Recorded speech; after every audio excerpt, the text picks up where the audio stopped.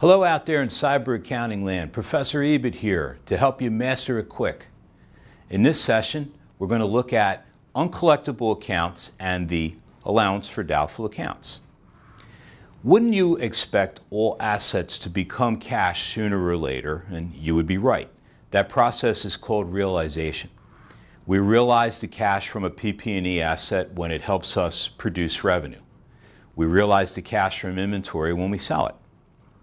We realize the cash from accounts receivable when we collect them.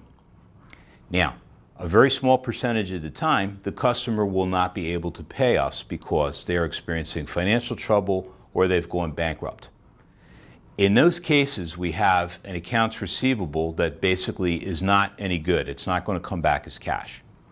Now, if we had a piece of inventory that we couldn't sell because it was obsolete or it was damaged, we'd have to expense it into cost of goods sold, like we saw in the session about inventories in retail. Basically, that's what has to happen in one of these if we can't collect it. But here's the hitch.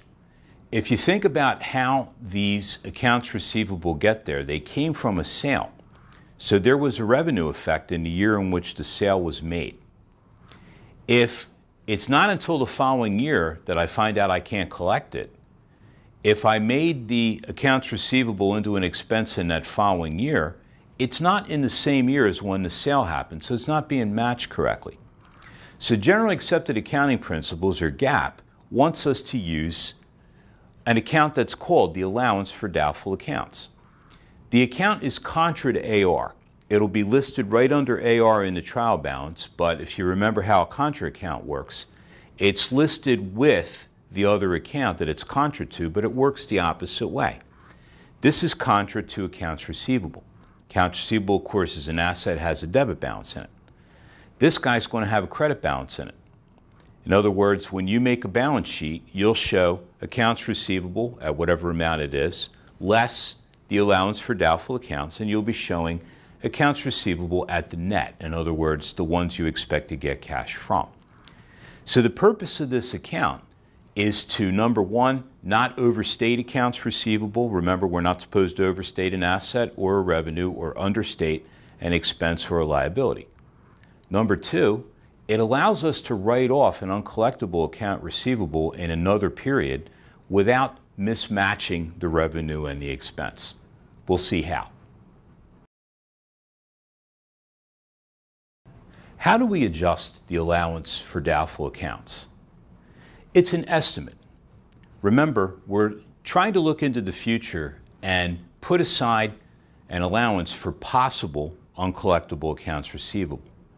Nobody really knows.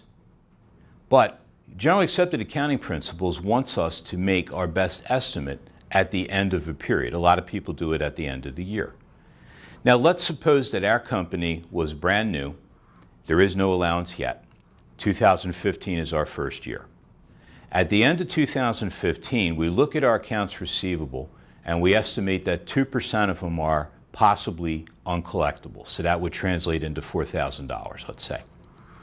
Now, how we'd get that amount is probably by looking at what's called an aging of the accounts receivable. How past due are they?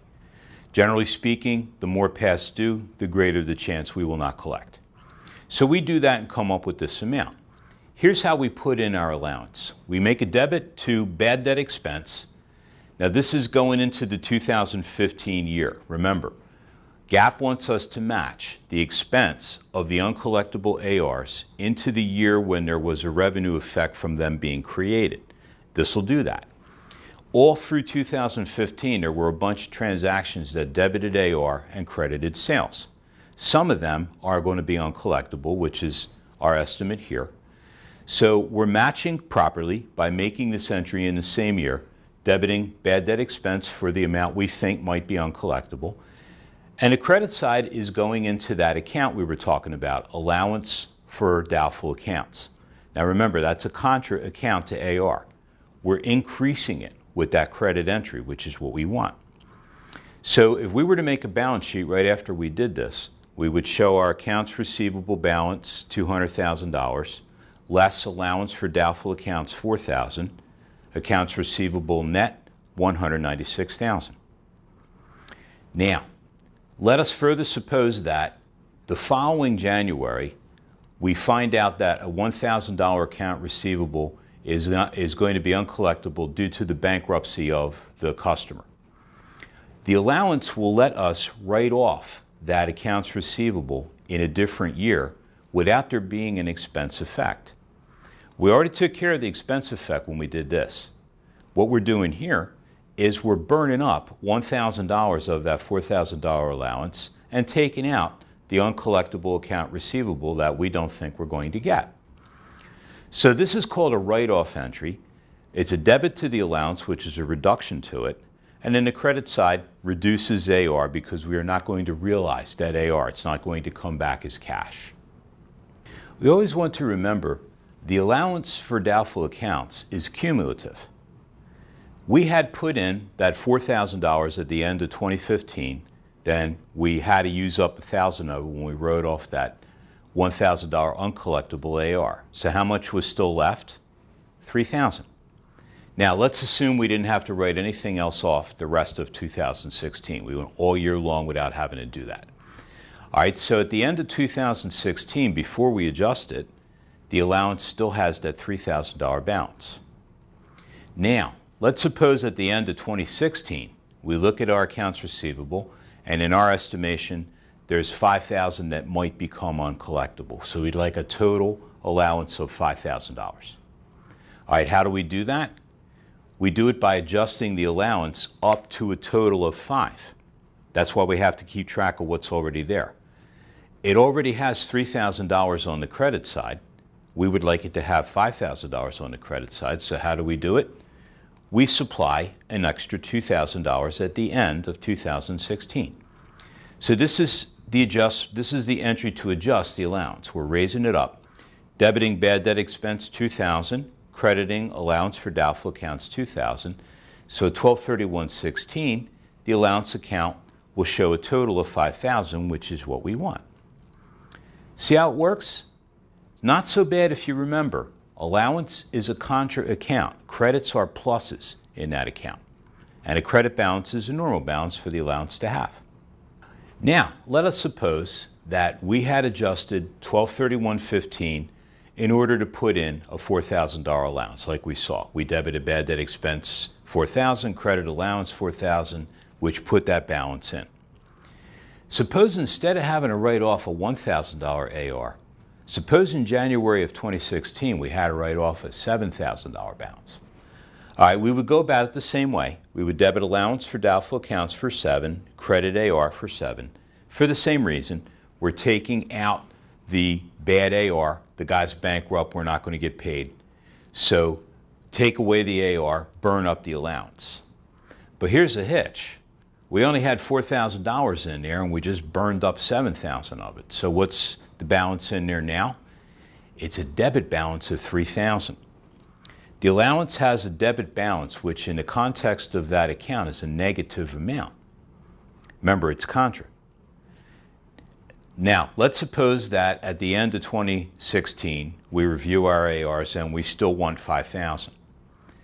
Now, instead of adjusting it to take it up to 5, we have to adjust it to get it back onto the credit side. We have to adjust for the total of the balance we would like there to be, the $5,000, and the negative balance that exists before we adjust it, $3,000. We have to adjust for the total. So that's the reason why at 12/31/16 in this set of facts, we're going to make our adjustment for bad debt expense for a total of $8,000. We're going to debit bad debt expense for 8, credit allowance for doubtful accounts for 8. Now think about the allowance account. It had a negative balance of 3 in there. We're throwing in 8. It's going to end up with a credit balance of 5, which is what we would like there to be. Remember, the allowance account, credits are a plus, which is a normal balance for that account. Debits are a minus. So this account was in a negative state. That's why we had to adjust it for the total. Now, let's look at the case of an AR that we wrote off because we didn't think we were going to collect it, and it turns out the customer can pay us. Now, that can happen if they were not bankrupt, but they were just having financial trouble right then. We might have thought we would not get paid, and then maybe a couple of months later, their fortunes reverse and they can pay us. Here's what we'd have to do. First, we'd have to put back the AR that we wrote off. Remember, when we wrote it off, we burned up allowance with a debit to it and we credited out the bad AR. So what we're doing here is we're reversing the write-off entry. We're putting the AR back on, and we're also putting the allowance that we didn't need to burn up back in. Then it's just a regular collection. We just debit cash and credit AR. So now you see how the allowance for doubtful accounts works, which is called the allowance method. What we've been talking about is called the balance sheet approach to the allowance method, which is generally accepted accounting principles. This is Professor Ebert checking out. See you next time.